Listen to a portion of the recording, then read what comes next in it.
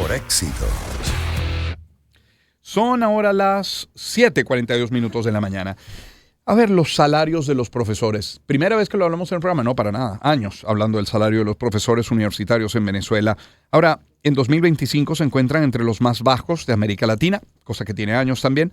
Según datos de la Asociación de Profesores de la Universidad Central de Venezuela, en abril 2025 los salarios mensuales de los docentes, de los profesores universitarios, variaban según la categoría y dedicación, pero iban desde los $3 hasta los $6 como salario base al mes. Estamos hablando al mes, salario de $3 a $6 al mes. El día de ayer, el Consejo Universitario de la UCB ha emitido un comunicado en el que exhorta al Ejecutivo a iniciar al menos una discusión nacional sobre la situación salarial de los profesores universitarios, tema que hoy queremos tratar con Luis Angarita, internacionalista, profesor de la Escuela de Estudios Internacionales de la UCB, profesor de la Cátedra de Economía Internacional, decano de la Facultad de Ciencias Económicas y Sociales de la Universidad Central de Venezuela. Profesor Angarita, decano, bienvenido. Muy buenos días, Román. Hoy no le voy a preguntar por China, ni por Rusia, ni por Ucrania, ni por Estados Unidos, ni por Trump. Es internacionalista, es profesor y además de economía. 3 en 1.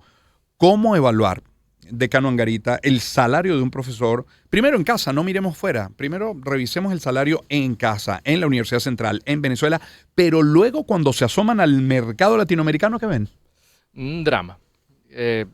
Como dicen las cifras, suena risible decir que un profesor pueda ganar $2 al mes. Hay que aclarar que es mensual. Sí. Y aún siendo diario, ¿eh? Y me acuerdo alguna vez que en una discusión con un italiano, bueno, es que nuestro salario es $2, $2 a la hora, a la semana, no, al mes, y no lo podía entender porque eso ni siquiera se compara, es algo comparable. Y siempre trato de aclarar, por ejemplo, por el tema académico y educativo, que en efecto hay toda una política de compensación, hay bonos, hay compensaciones, el bono alimentario, lo que antes era el Cesta Ticket, pero al final del día hay un drama importantísimo que tiene que ver con el escalafón del sector público, con el escalafón del profesor universitario. Uh-huh. Cuando uno dice, bueno, el profesor a tiempo completo que menos gana $2, pero el que más gana después de 14 años de dedicación, con ascensos, con especializaciones, con maestrías, con doctorados, termina ganando $6, lo que determina es que no hay ningún tipo de incentivo a la profesionalización, el perfeccionamiento, a la movilidad y dedicación, no solo dentro de la universidad, sino a nivel social. Entonces, nosotros lo vemos como un atentado real a un modelo de desarrollo que se basa y que se fundamenta en la educación como principio. El líder de Mercer Venezuela, quien estuvo con nosotros hace un instante en el programa, nos dejaba un concepto: interemprendimiento. Me imagino que es lo que estarán haciendo la inmensa mayoría de los profesores, o si no, ¿por qué siguen dando clases? Sería la pregunta. Sí, en efecto, venía escuchando la entrevista y es una bonita forma de decir que hoy en día un docente tiene 2 y 3 trabajos. Rebusque, ¿no? Es un concepto lindo del rebusque. Sí, me acuerdo que los conflictos de hace 10 años, bueno, es que el profesor tiene que salir a matar un tigre. Y hasta que llegó un día un profesor que dijo, no, es que el tigre es la universidad. Uy. Porque básicamente su principal fuente de ingreso empiezan a ser segundas y terceras fuentes. Entonces conseguimos el concepto de el multitrabajo. Uh-huh. Es decir, un profesor que por labor debe dedicarse a investigar, a producir, a preparar la clase, que son mucho más allá de las horas de tarima. Claro. Resulta que tiene que buscar asesorías, buscar otras fuentes de ingreso, profesores que se dedican incluso a ser taxistas en estas nuevas cadenas de transporte, porque es la única forma de llevar el pan a la casa. ¿Cuántos años, decano Angarita, sin aumento? ¿3 ya o...?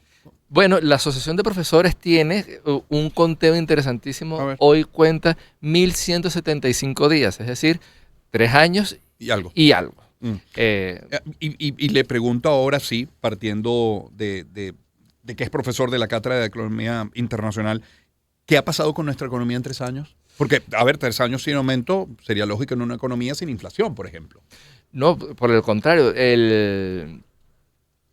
Lo primero que hay que destacar es que en los últimos 3 años después de un periodo de crisis ha habido crecimiento económico. Hubo crecimiento 2022, 2023, 2024 y uno aspiraría que el crecimiento, si implica producción, si implica productividad, de alguna manera compense. Pero también hemos asistido a una estrategia monetaria que es tratar de anclar el gasto público, tratar de anclar el salario para tratar de controlar el periodo hiperinflacionario que vivimos. Logramos bajar la hiperinflación, pero parece que ese pacto se rompió en octubre. De octubre para acá hemos vivido un periodo no solo de inflación continua, empezamos nuevamente a ver, todos los invitados por acá lo refieren muy bien, de inflaciones ya de 10% mensual, 15% mensual, 20% mensual, que en términos anuales terminan siendo una proyección de más de 200%. Eso nos decía Asdrúbal la semana pasada, Asdrúbal Oliveros, quien estuvo con nosotros. Estamos hablando de profesores universitarios. Ahora, ¿qué es de la vida de un jubilado o del resto de los trabajadores universitarios? Porque no son solo profesores, ¿no? Sí, y por supuesto totalmente afectados, y es el segundo aspecto que trata de destacar este pronunciamiento del Consejo Universitario, y es que los bonos no aportan a la seguridad social. O sea, no aportan al jubilado, no aportan a la familia, no aportan a una cobertura de poder ir a un hospital. Entonces resulta que esta política de desalarización que llama la Asociación de Profesores y bonificación, resulta que poco a poco está dejando sin base a la seguridad social, que como concepto es un concepto, digamos, de colaboración, con aporte patronal, con aporte individual, que va en función de tu salario, pero resulta que lo que tú puedes aportar es el 5 o 10% de 130 bolívares. Aporto con la esperanza de que al momento del retiro pueda vivir dignamente. Y terminas aportando el 10% de 130 bolívares, que eso no alcanza ni siquiera para comprar una curita. Entonces resulta que el drama no es solo por una cuestión de ingresos presentes, sino de ahorros presentes y futuros. Es el tema de la jubilación, es el tema del pensionado, es el tema de cómo ofrecerle servicios de salud a ti y a tu familia. Y vemos cada día que hay profesores que empiezan a hacer recolectas, GoFundMe, necesitan de asistencia para poder cubrir algún tipo de intervención, cosa que cada vez es más común en una sociedad académica que se va envejeciendo. Claro. Este es el diagnóstico de Cano Angarita, y entiendo que la solicitud es precisamente que el Ejecutivo inicie una discusión nacional. ¿Qué esperan de esa discusión? Dos cosas importantes. El Consejo Universitario tuvo un profundo debate, y creo que el primero es que las autoridades universitarias y las autoridades gremiales, todos los sindicatos, profesores, empleados, obreros, deben ser los escuchados y los que se sienten a negociar con las autoridades, ministerios, como para tratar de visualizar el problema y ver cuál es la amplitud de todo esto. Lo segundo es que, como visión doctrinaria de tratar de recomendar soluciones al país, entender que el salario es un instrumento moderno de pacto social, es decir, te ayuda a organizar a la sociedad, te ayuda a darle valor al trabajo y tener acuerdos sector productivo, sector laboral, sector académico, sector gubernamental, en estas instituciones internacionales que conocemos como Organización Internacional del Trabajo, donde se hacen esfuerzos tripartitos como para visualizar un canal de desarrollo que sea sostenible en el tiempo. Creo que el llamado de la universidad es que se ofrece a generar este tipo de comunicaciones, este tipo de caminos, este tipo de visiones, porque hay la capacidad de investigación. Como pequeña cuña, esta semana iniciamos las jornadas de investigación en investigaciones económicas y sociales. 260 proyectos de investigación, una vitrina de qué es lo que está mostrando la universidad en las áreas estadísticas, que hace falta datos, en el área de ciencias sociales, que hace falta investigación, en el área de estudios internacionales, economía digital, como venían conversando. Y realmente uno de los dramas es que la universidad sin presupuesto no puede investigar. Un profesor sin salario no puede trabajar. Claro. Entiendo, decano Angarita, es Luis Angarita que nos acompaña, que en el Consejo Universitario hay representantes o representante, al menos uno, del Ministerio de Educación. ¿Eso es así? ¿Qué dicen? No, dice que por supuesto, están haciendo los esfuerzos, están buscando recursos, están ahogados por un bloqueo económico, digamos, los argumentos tradicionales que siempre usan, pero creo que no hay un debate profundo de cómo darle una solución. El Consejo Universitario trata de, por lo menos, mostrar cuál es el camino, y el camino tiene que ser un diálogo social. Si no prospera esta solicitud de inicio de una discusión nacional que sigue.